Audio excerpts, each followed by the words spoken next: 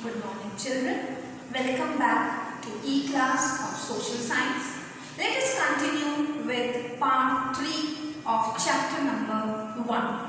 We saw how Harshavardhan was very famous in north of India, and he was interested in education, art, architecture, and he also established the famous Nalanda University. Let us all now see that how did the people live in his kingdom, life of the people during Harsha's rule. Information about the reign of King Harsha is available from the writings of Chinese traveller Yun San. So, Chinese traveller Yun San, he has described that how did people live in his reign. Towns and villages of the time were fortified. Their forts were built around the towns and the villages and had huge gateways at their entrance. The society was divided into 4 groups, while the Parda system and intercaste marriages were not prevalent at the time. These were the social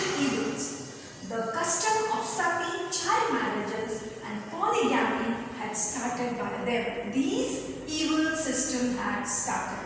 The local diet consisted of milk and milk products, wheat, rice, fruits and vegetables. They wore clean, simple white clothes.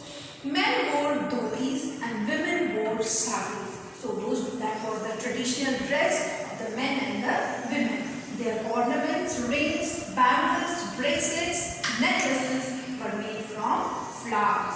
Chess and games of dice were popular means of entertainment. Even they used to entertain themselves with the games like chess and the game of dice. Acrobats and conjurers, magicians, wandered from village to village in entertaining people. So, they used to entertain themselves also during the reign of Harshavardhan. These children, what was the main occupation during his time? Farming and animal husbandry were the main occupation of the people. And they used to, occupations of the people, the revenue was 1/6 of the production. Internal and international trade out by the Vaishyas. A highway from Patliputra to Bhrigu Kutch, built by the state for trade and transportation of goods.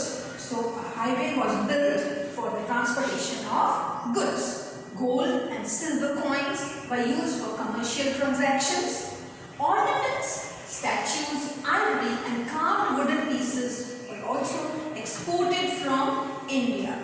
The export of different materials from India increased her prosperity. So children, when we export things, we get the foreign currency. So with the help of the foreign currency, India became rich. The export of different materials from India increased her prosperity. During the reign of King Harsha, India had good business relations with Rome, which led to the inflow of gold in India. People followed Hinduism, Buddhism and Jainism, but were tolerant towards all other religions. See children, it was not limited. All the religions were respected during the reign of Harshavardhan. Understood children?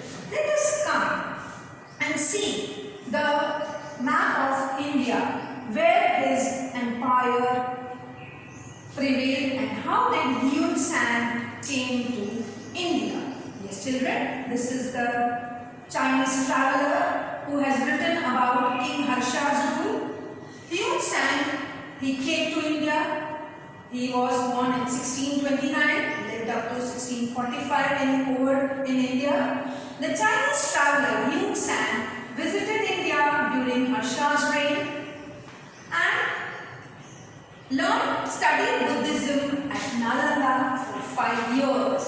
So, he also studied Buddhism in India in Nalanda for 5 years. So, things to know. Yun San stayed in India for 15 years and visited different places. He has described the social, political and religious conditions of that time. So, while traveling from one place to another, he has seen many social conditions, what was the politics and other religious conditions during Harsha's reign, and he has described in his writings. He returned to China in 645 CE via Central Asia and took with him many books, relics and statues. During his stay, he attended the 6th Buddhist religious congregation at Prayag. Congregation, what is the meaning of congregation? It is a religious group attending a meeting for some purpose, discussing some religion, some things about religion. So, Yun San has noted that there were 100 Buddhist monks in Harsha's kingdom. So, Harsha was a great lover of Buddhism. People lived in a simple, pious and peaceful life based on living by rules of good moral conduct and justice. Cheating and breach of promise were considered sinful. Then we come to the next important state of South India, that is Vatapi. Who ruled over here? King Pulakeshi II. He was also a very powerful ruler of South India. He wanted to conquer the whole world. He wanted to conquer the whole world. So, let us learn. When King Harsha was ruling over his empire in North India, King Pulakeshi II was ruling in South India. He had earlier defeated Harsha. So, he had defeated Harshavardhan. Ruled to the throne. The kings of the Chalukya, that is the Solanki dynasty to which he belonged, established a vast empire in South India, which they ruled from the capital at Vatapi, known as Badami, the present Karnataka. Pulakeshi I, great king of the Chalukya dynasty, performed the Ashwamedh Yagna, very famous and a big yagna, performed to be successful in any field. He performed the famous yagna. His flag had the symbol of Varha avatar. His son Kirtivarma ascended the throne after him. He was succeeded by his brother Manglesh, who built the grand Vishnu temple at Vatapi. So, Vatapi also was very religiously built after that.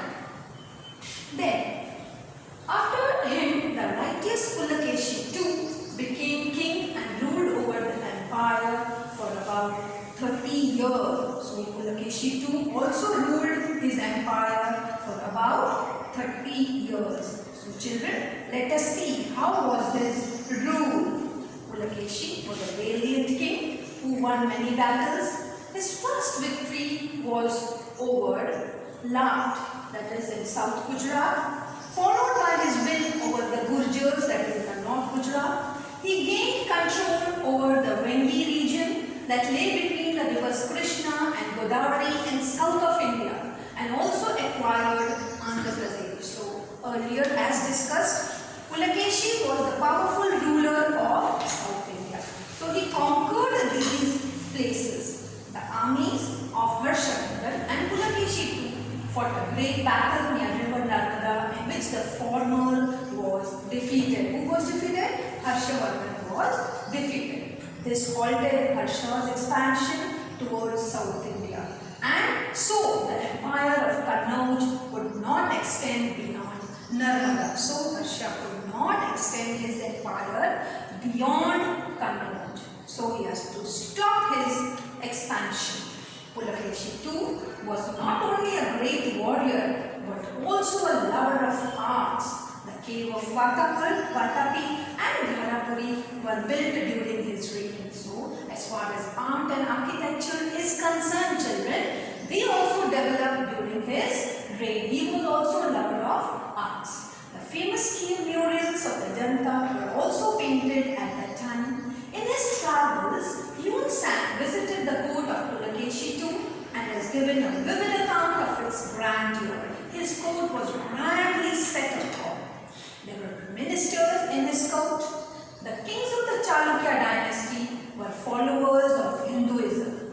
During this time, Buddhism went into decline while the Digambar Jain sect gained prosperity. So, during Harsha's rule, Buddhism gained momentum in North India. But when Hinduism developed and Buddhism declined. Harshavardhan and Pulakeshi too were contemporary rulers. They were of the same time, same age. However, Harsha fought fewer battles as compared to Pulakeshi, who continued waging wars. He finally met his end in 642 CE in a conflict with the Pallava king of Kanchipuram. King Harshavardhan died 5 years after him. So, children, yes, Pulakeshi and Harshavardhan, they were the contemporary rulers. However, Harsha fought fewer battles as compared to Pulakeshi too, who continued waging wars. He finally met his end in 642 CE in a conflict with the Pallava king of Kanchipuram. King Harshavardhan died 5 years after him. So children, with this I finished with the third part of Social Science chapter 1. Please read the textbook. Till then, thank you.